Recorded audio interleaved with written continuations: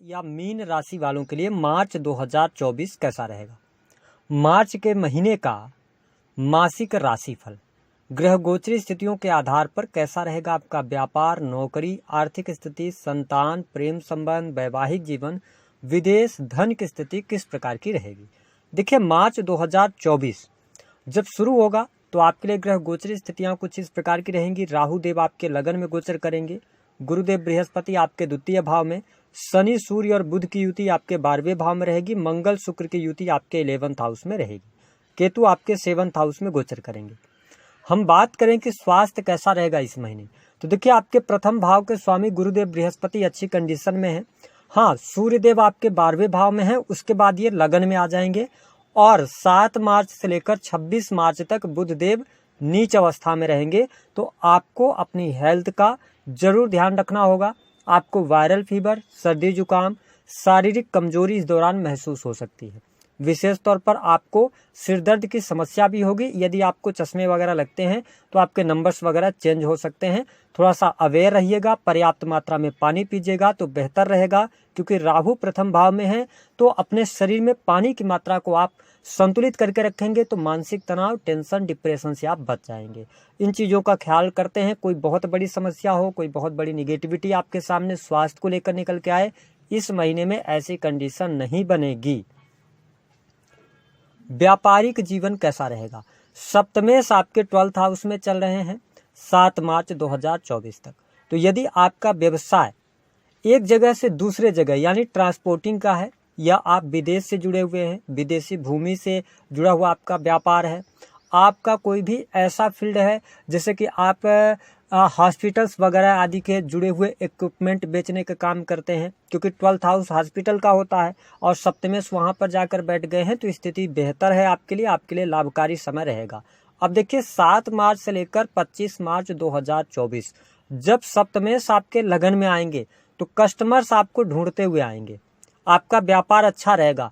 अब यहाँ पर कुछ आपकी तरफ से भी चीज़ों को मैनेज करने का प्रयास करना चाहिए। कैसे कि लगन में ही बुधदेव नीच के रहेंगे, तो आपके साथ में जो क्लाइंट्स जुड़ते हैं उनके साथ में जो आप कमिटमेंट करें वो बेहतर कमिटमेंट करें, अपनी तरफ से 100% देने का काम करें, है ना। और कस्टमर्स को यदि आप सेटिस्फाइड कर पाते हैं तो यह महीना आपके व्यापारिक जीवन के लिए बहुत अच्छा है। बहुत अच्छे परिणाम, बहुत अच्छे लाभ आपको देखने को इस महीने में मिलने जा रहे हैं। काफ़ी अच्छी परिस्थिति है। हाँ, बिजनेस में यदि आप कोई निवेश का प्लान कर रहे हैं, किसी बड़े इन्वेस्टमेंट की तरफ आप जाना चाहते हैं, तो देखिए आपके सप्तम भाव में केतु देव विराजमान है और केतु जिस भाव में बैठते हैं वहाँ पर ये कहीं ना कहीं से डिटैचमेंट पैदा करते हैं, या उस भाव को लेकर आप डिसीजन नहीं बना पाते हैं। तो आप इस महीने निवेश को अपने आप थोड़ा सा डिले करें, हाँ ना। गुरुदेव बृहस्पति के 10th भाव पर दृष्टि तो जरूर पड़ रही है, लेकिन आपके सप्तमेश की स्थिति खराब है, इसलिए 7 मार्च से लेकर 26 मार्च तक डिसीजन आप बड़े ना लें, कोई बहुत बड़ा निवेश ना करें, तो बेहतर स्थिति यहाँ पर रहेगी। जो लोग इमेज ब्रांडिंग वगैरह का काम करते हैं उनके लिए परिस्थितियाँ बेहतर रहेंगी, आपको लाभ प्राप्त होगा। संतान की क्या स्थिति रहेगी। मीन लग्न और मीन राशि है यदि आपका सपना है संतान प्राप्ति का, तो यह समय आपके लिए अनुकूल नहीं है। दूसरी स्थिति कि आपके पंचमेश बनते हैं चंद्रदेव, राहु देव की यहाँ पर दृष्टि पड़ रही है। ऐसी स्थिति में संतान के साथ में मतभेद होने के योग दिखाई देते हैं।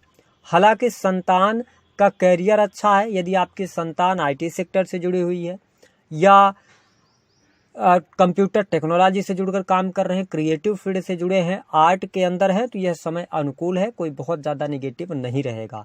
इसके साथ में यदि देखा जाए तो आप यदि स्टूडेंट हैं, विद्यार्थी हैं, तो कैसा रहेगा। विद्यार्थियों के लिए यह महीना अच्छा जाने वाला है, निगेटिव स्थिति नहीं रहेगी। 15 मार्च से लेकर 31 मार्च 2024 तक आपके लिए कॉम्पिटिटिव एग्जाम में सफलता दिखाई देती है।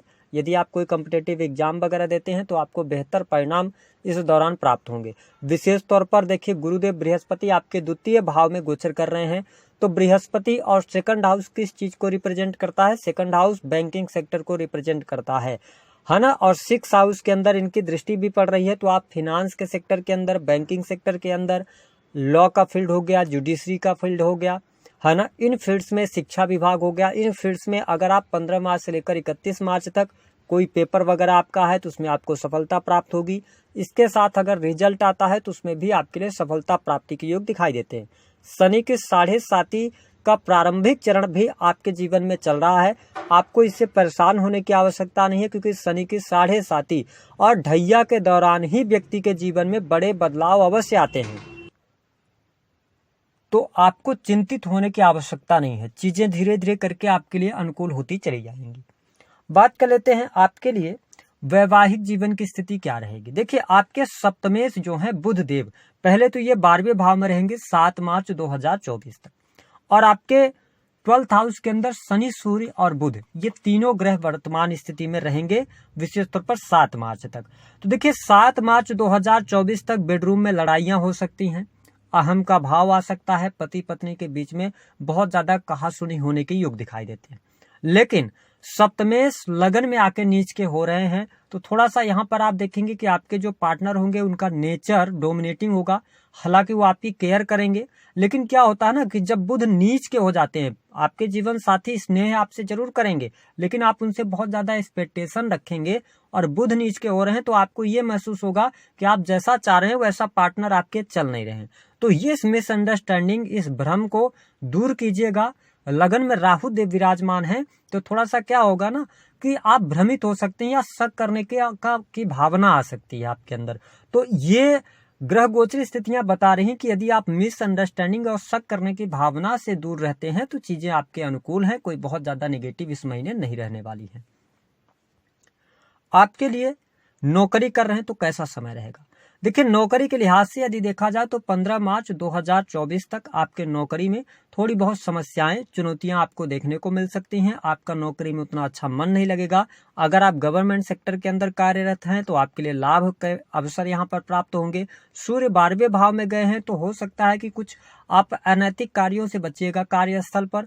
है ना, 6 के लॉर्ड होकर और 12th हाउस में गए हैं, तो ऐसी स्थिति में एक बात का और आपको ध्यान रखना है कि आपको कोर्ट कचहरी आदि के मामले में ना फंसे। गवर्नमेंट सेक्टर के अंदर यदि आपके पास में कोई उच्च पद है तो उसका गलत तरीके का इस्तेमाल आप नहीं कीजिएगा, दुरुपयोग नहीं कीजिएगा, अन्यथा 15 मार्च तक आप फंस जाएंगे।